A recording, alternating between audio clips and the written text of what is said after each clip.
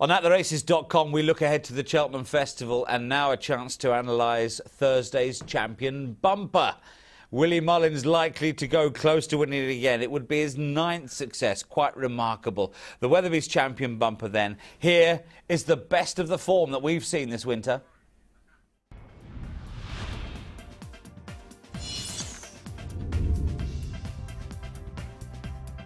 Stack the Deck is raced into second place. They're beginning the run to the final furlong. Black Hercules in the lead from Stack the Deck, and they're being followed by Vicangelo and Monty's Meadow running up towards the finish now, and Black Hercules and Patrick Mullins out in front as they race up towards the finish. Stack the Deck second, and as they run up towards the line, it's Black Hercules and Patrick Mullins will be another winner for Graham and Andrea Wiley, and a third of the afternoon for Willie Mullins.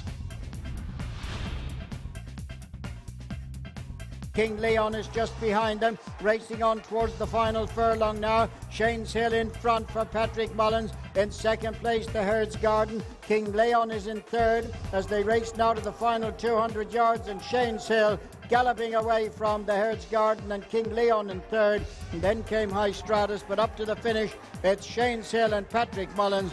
It'll be a daily treble for for Willie, as Shane's Hill scores for Patrick clear. They're racing now towards the final furlong, and Killian's Return is kicked over on the far rail and gone 3 lengths clear of Vigil, and they're being followed by Drunken Council, but Killian's Return is out in front of Vigil as they race inside the last 200 yards, and Killian's Return and Johnny King out in front and running up towards the finish, and Killian's Return racing out clear now. Killian's Return chased home by Vigil. Third home will be Drunken Council, Mixed Badoon. Now as they race about 2 furlongs down from the stands, Andy Amos has given way. Golden Tiller, the well-touted Golden Tiller, has come racing through now to pick them off. Overbury Prince is next, and then comes Golden Rascal on the near side, but it's Golden Tiller who's stretched clear, racing now with 150 yards to go, and the stands have come alive here as Golden Tiller and Kieran Fennessy have put this race to bed some way out. And Sean O'Brien takes the trading honours in the last 2. Golden Till impressively from Overbury Prince. And now Vigil making good ground up on the outside, and Robbie McNamara hasn't moved a muscle on Vigil, who goes to the front from Lock, Stock and Barrel. A break on from to Valiant in third, but it's Vigil now who's out in front, running up towards the finish, and Vigil drawing right away, and it's going to be a quick double for Robbie McNamara, having won on Tammy's Hill half an hour ago, and Vigil wins this hard hill, followed home in second place Lock, Stock and Barrel. Victoria Hill trying to run on for pressure. Kilalta Vic still in front. Now it's push comes to shove on Golden Tiller, and Kilalta Vic has gone a few lengths clear. Racing now to the final furlong, and Kilalta Vic is the leader for Patrick Mullins, has stretched on clear of Golden Tiller, who has found little, and on the run up towards the finish, Kilalta Vic is out clear, stretching further and further away, and at the finish, Kilalta Vic will be a 10-length winner at least from Golden Tiller, who's just going to work to hold off Victoria Hill for third.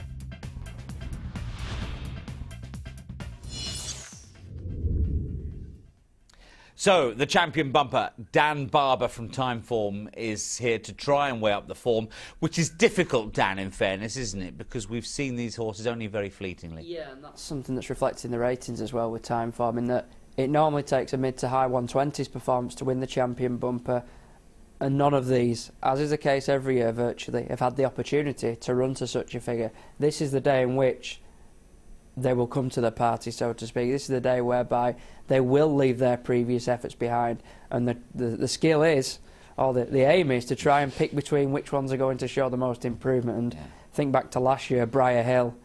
Who could have predicted him? He'd won a smallish field race, but the leap forward he made was absolutely vast. And I'm not suggesting there's a Briar Hill in it this year, but again, the Willie Mullins battalion is the one that you've got to look towards. Well, his victory and Q Cards at 40 to 1 a few years ago shows how hard it is. Good horses top-class horses can win this race at massive prices. Yeah, I certainly can't recall a renewal where the horse that's gone into the race boasting festival winning standard form already has simply completed what looked a straightforward task. It just tends not to happen that way.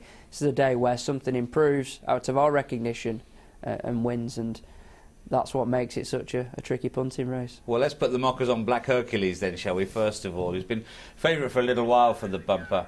Here is the Gorham Park Annihilation job.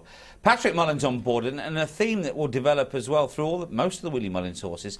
They make these youngsters work all the way to the line, don't they? And it's possibly that, as well as his tremendous training capabilities, that makes Mullins have such a good record. It seems that he's keen for his horses to learn something in the early stages, so that when they get to Cheltenham, they're not behind the 8 ball. And this horse was ridden right out to the line. We'll see the same with Shane's Hill, I think, later, and Kiltullovic even. Horses who are in most races, they may just be allowed to coast clear, but no, Patrick Mullins gets after them and makes sure that they come out of the race with some benefit from it. And yeah, Black Hercules, an impressive start to his career. He absolutely forged clear there, and he looks open to improvement, but you can say that about so many of these. Yeah. Well, Shane's Hill, in many regards, looks at an exact replica. Twice he's managed to win at Naas and here at Fairyhouse. And again, Patrick Mullins took it up a long way from home and really made him work to the line. This form, I just think, is shaky. The Herd's Garden, nothing special. And King Leon, the third horse, been well beaten 3 times since. But he was still impressive, and he looks a tryer, this horse. And as we can see again, he is really stretching there, though, I'll say that for him. The runner-up, as you say, you're right to cast a note of caution. He's merely a mid-90s horse on time form ratings and was beaten again next time. But I do really like the way he was stretching there, and I think his preceding run, the debut success where he won in Ireland, has been boosted since as well. The runner-up, Joshua Lane's gone on to finish second in a good bumper at Ascot to Seven Nation Army, showing better form. So I think it's actually the first display, a good horse back in third that day as well, that makes you think that he could be even the pick of the Mullins bunch, even though at this stage, John, it's almost impossible to split between a few of these Mullins horses. It is indeed, yes. Dermot Weld does not have the finest of Cheltenham Festival records, but if he runs Vigil in the bumper, just have a second look, because he was mighty impressive on Leopardstown's big card in early February. Sauntered to victory here, really liked him. Yeah, he looks like he's got plenty of pace, but he shouldn't fail for stamina either, even though he's bred along flat lines. He's damned related to Yates, amongst others, who we know stayed extremely well, multiple Ascot Gold Cup winner. And Vigil, again, will have to belie that poor Dermot Weld record at the Cheltenham Festival. It's something that we can't ignore. The form's largely untested. It ties in with Black Hercules through that Cullen's return, and I just wonder whether he will have the requisite scope to improve again, because yes, his pedigree suggests he'll stay, but it also suggests that he's more a type for the flat, and I wonder if he's for the here and now as opposed to the longer term. In fact, I wouldn't be surprised if he even ignored a career over jumps, as Dermot Well's done previously with some of his better ones, the likes of Rite of Passage has been an example in recent times, and actually concentrates on a flat career with him. There's a chance for you to establish 5 shiny stars on your lapel if you can name the winner of this race, Dan. Yeah, it's a thankless task, really. But I think I'll side with Shane's Hill. I've been just marginally more impressed with him than the other Mullins runner, Black Hercules.